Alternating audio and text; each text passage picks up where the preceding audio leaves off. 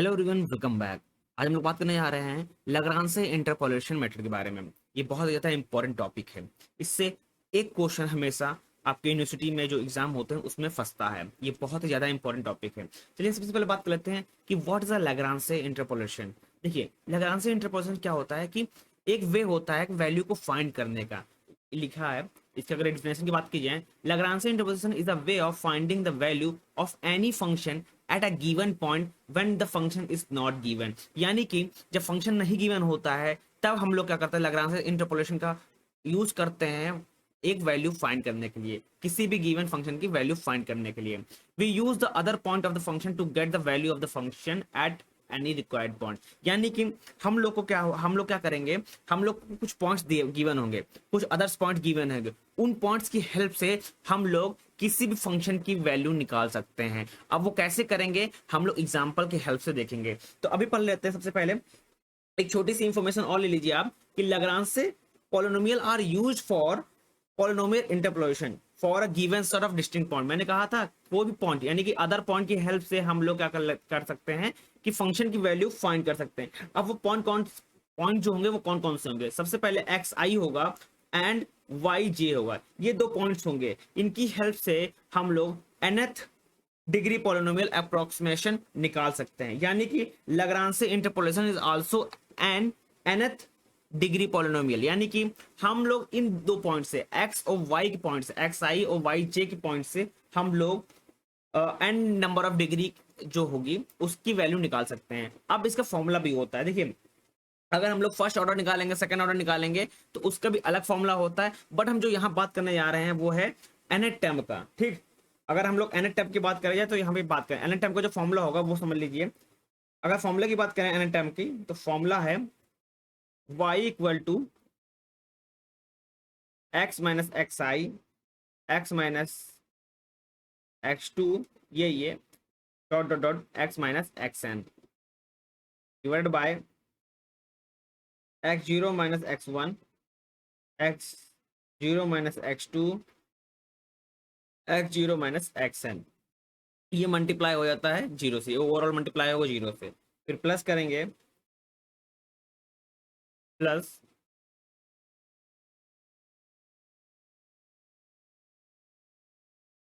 अभी हम लोग फॉर्मूला की बात कर रहे हैं nth फॉर्मूला की। प्लस प्लस के बाद फिर एक चीज आती है, एक और फॉर्मूला आता है।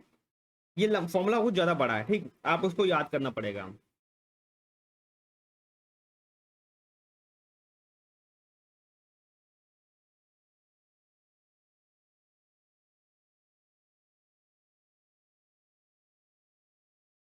ये डिवाइडेड बाय बाई वन, और सेम एज इट इज ये फिर से एक बार लिखा जाएगा। इसमें होगा x minus x one x minus x n minus one divided by x n minus x zero minus x one divided by x minus n, overall multiply हो जाएगा बाई एन से। ये फॉर्मूला, ये अनंत टाइम का formula. आप इसको याद कैसे करेंगे वो समझते हैं। सबसे पहले देखिए, याद करने का सबसे बड़ा ट्रिक है। ट्रिक क्या है, अगर स्टार्टिंग में एक्स जीरो होगा तो ऊपर एक्स जीरो नहीं आएगा। ये देख रहे हैं आप, x one x two x n तक, ठीक है। ये चीज याद रखिएगा। अगर एक्स जीरो है तो यहाँ पे x zero minus x one, x zero minus x two, x zero minus x n तक जाएगा, ठीक। मगर जो ऊपर डिनोमिनेटर में है, डिनोमिनेटर में क्या होगा, एक्स जीरो नहीं आएगा, एक्स चलेगा। ये एक्स जो होगा, एक्स जीरो नहीं, सिर्फ नॉर्मल एक्स जो वैल्यू हो गया एक्स की, वो एज इट इज सब में चलेगा, ठीक। खाली आपको ये ध्यान रखना है कि अगर जो नीचे है, एक्स जीरो है नीचे, तो एक्स जीरो ऊपर नहीं आएगा। यहाँ पे देखिए एक्स वन है तो एक्स वन ऊपर नहीं आएगा डिनोमिनेटर में, ठीक। अगर यहाँ पे एक्स एन है जो वैल्यू होगी वो यहाँ पे डिनोमिनेटर में नहीं आएगी। ये फॉर्मूला है nth टर्म का, nth टर्म फाइंड करने का, ठीक। nth term, nth degree of polynomial के बारे में, यानी कि जो आपकी संख्या बहुत ज्यादा गिवन है, ठीक। ये जो पूछा जाता है ना वो फर्स्ट डिग्री, सेकेंड डिग्री और थर्ड डिग्री तक ही क्वेश्चंस आते हैं, ठीक। अगर थर्ड डिग्री तक क्वेश्चन आ रहे हैं तो सीधा यहाँ पे क्या हो जाएगा, जो एन की जगह यहाँ पे क्या हो जाएगा, यहाँ पे सिंपल थ्री थ्री आ जाएगा।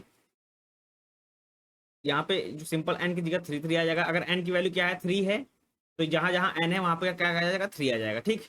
यहाँ सब कहीं 3 आ जाएगा।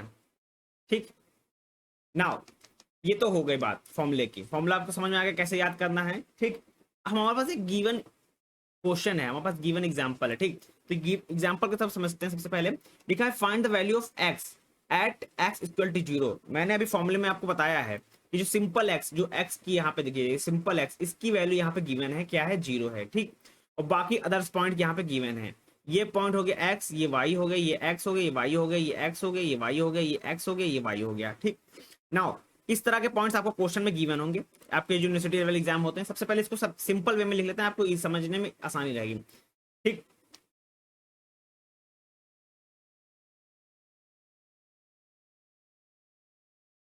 एक्स है, एक्स एक्स और वाई। ठीक, एक्स की वैल्यू 2, 1, 3, 7, वाई की वैल्यू 5, 7, 11 और 34। ठीक, इतना समझ में आ गया। मैंने इसी वे को इस फॉर्मेट में लिख लिया है, टेबल के फॉर्मेट में लिख लिया है। ठीक, नाउ एक चीज आप ध्यान रखिएगा कि ये क्या किसकी वैल्यू होती है। ये x0 होता है, ये x1, x2, ये x3। ठीक, सेम एज इट इज ये क्या होता है, y0, y1, y2, y3। ठीक, और क्वेश्चन में क्या क्या गिवन है कि find the value of y at x equal to 0। यानी कि हम लोग जब x, यहाँ पे ये नॉर्मली यहाँ लिख देते हैं, x इक्वल टू जब 0 है तो हमको y की वैल्यू फाइंड करनी है। इस y की वैल्यू फाइंड करनी होगी। ठीक, इस y की वैल्यू क्या है। अब इसको क्या करेंगे, फॉर्मूले की हेल्प से सॉल्व करेंगे। अब फॉर्मूला क्या होगा, सबसे पहले फॉर्मूला लिख लेते हैं। हमको y की वैल्यू निकालनी है, तो y equal to x minus x1, x minus x2, x minus x3 divided by, मैंने अभी बताया था आपको, अगर x0 है नीचे डिनोमिनेटर में तो x0 ऊपर नहीं आएगा, x1 आ गया, x0 minus x2, x0 minus x3। ठीक, ये आ गया। और ओवरऑल डिवाइड किससे होगा, y0 से डिवाइड होगा, प्लस आपको सारा जो खेल है ना वो सिर्फ फॉर्मूले का सारा खेल है, सारा खेल फॉर्मूले का। यहाँ पे आप दोबारा लिखेंगे क्या है, x माइनस x0। ठीक, आप डिनोमिनेटर सबसे पहले लिख लें, डिनोमिनेटर का समझ में आ गया आपको। यहाँ पे क्या आएगा, x1 आएगा, x0, x1 1 minus x2, x1 minus x3। x1 नीचे है तो यानी कि x1 ऊपर नहीं आएगा, x minus x2, x minus x3। और ओवरऑल डिवाइड किससे हो जाएगा, ये 1 से डिवाइड हो जाएगा, y1 से डिवाइड हो जाएगा। फिर हम लोग क्या लिखेंगे, प्लस, फिर सबसे पहले डिनोमिनेटर लिख लेते हैं। डिनोमिनेटर लिख लेंगे तो ये इजी रहेगा।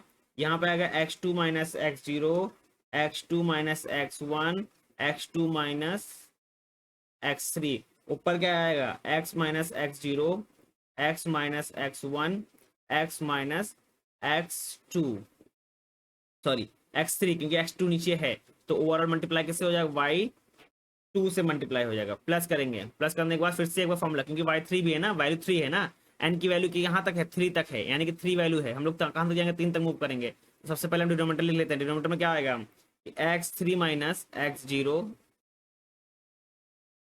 x3 माइनस x1 और x3 माइनस x2। और डिनोमिनेटर लिख लेंगे x minus x0, x minus x1, x minus x2 multiply हो जाएगा ओवरऑल y3 से।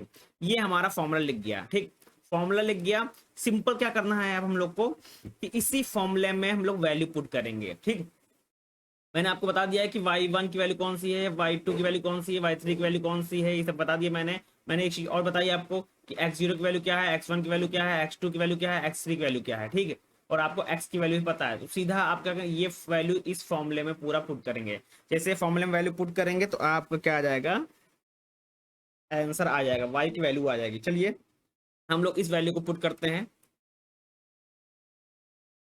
नाउ सबसे पहले हम लोग पुट करेंगे, कलर चेंज कर लेते हैं यहाँ पे, 0 - 1, 0 - 3, 0 - 7 divided by -2 - 1, -2 - 3, -2 - 7 multiply by 5 plus,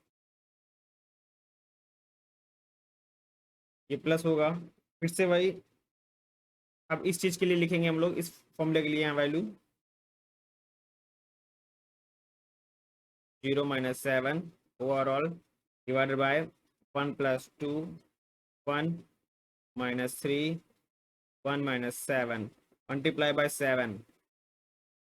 ठीक, नाउ अब इसके लिए लिख लिया। नाउ हम लोग इस चीज के लिए लिखेंगे, इस फॉर्मूले के लिए लिखेंगे। अब प्लस का सिंबल लगाएंगे यहाँ पे, 0 plus 2 0 minus 1 0 minus 7। डिनोमिनेटर में क्या आएगा यहाँ पे, 3 plus 2 3 minus 1 3 minus 7। ये मल्टीप्लाई हो जाएगा किससे, y2 से। y2 की वैल्यू क्या है, 11 है।